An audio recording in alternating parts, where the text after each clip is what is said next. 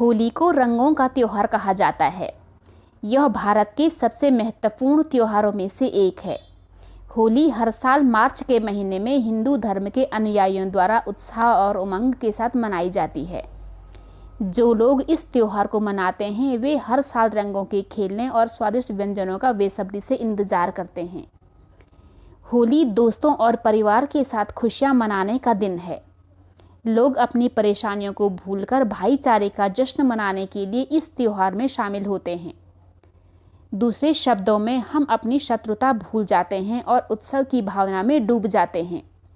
होली को रंगों का त्योहार कहा जाता है क्योंकि लोग रंगों से खेलते हैं और त्योहार के रंग में रंगने के लिए उन्हें एक दूसरे के चेहरे पर लगाते हैं।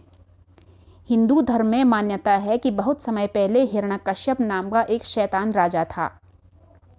उनका प्रहलाद नाम का एक बेटा और होलिका नाम की एक बहन थी।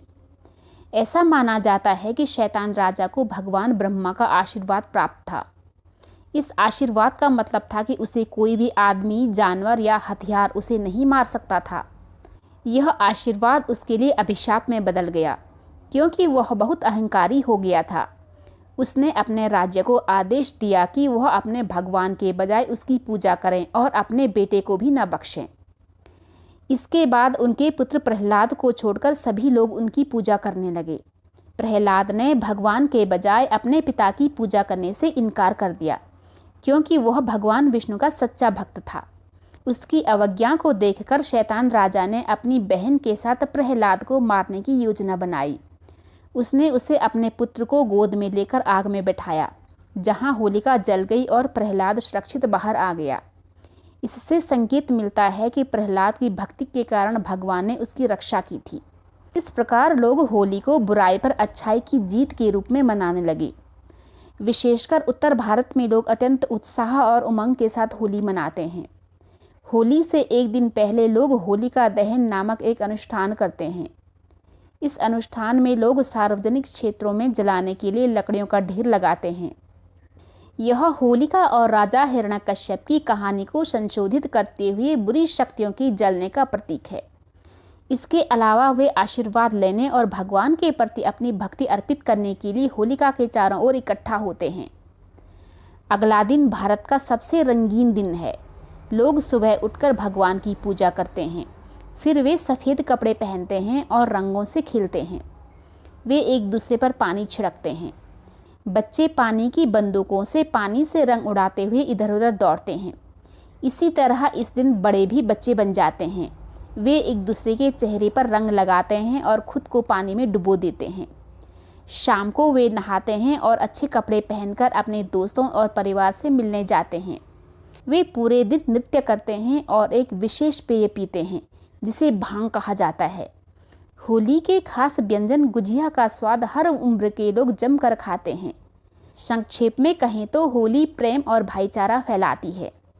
यह देश में सद्भाव और खुशहाली लाता है। होली बुराई पर अच्छाई की विजय का प्रतीक है। यह रंग बिरंगा त्योहार लोगों को एकजुट करता है और जीवन से सभी प्रकार की नकारात्मकता को दूर करता है। विश्व के अलग अलग कोने में अलग अलग तरह से होली खेली जाती है। कहीं फूल भरी होली खेली जाती है तो कहीं लठमार होली, तो कहीं होली का नाम ही अलग होता है। होली खेलने का तरीका भले ही सबका अलग अलग हो, लेकिन होली हर जगह रंगों के साथ ज़रूर खेली जाती है। होलिका दहन के लिए बड़कुले बनाना, होली की पूजा करना, पकवान बनाना, होलिका का दहन करना इत्यादि किया जाता है। होली का इंतज़ार लोगों को पूरे साल भर रहता है, लेकिन कई बार होली पर बहुत सी दुर्घटनाएं भी हो जाती हैं जिसका ध्यान अवश्य रखना चाहिए। लोगों द्वारा होली के दिन गुलाल का प्रयोग न करके केमिकल और कांच मिले रंगों का प्रयोग किया जाता है, जिससे चेहरा खराब हो जाता है। और कई लोग मादक पदार्थों का सेवन और भांग मिलाकर नशा करते हैं, जिससे कई लोग दुर्घटना का शिकार भी हो जाते हैं। ऐसे ही होली के दिन बच्चे गुब्बारों में पानी भरकर गाड़ियों के ऊपर फेंकते हैं या पिचकारी और रंगों को आंखों में फेंककर मारते हैं। होली में ऐसे रंगों और हरकतों को न करें जिससे किसी व्यक्ति के जीवन पर बुरा प्रभाव पड़े। इसलिए होली के दिन सावधानीपूर्वक रंगों को खेलिए जिससे किसी के लिए भी हानिकारक न हो।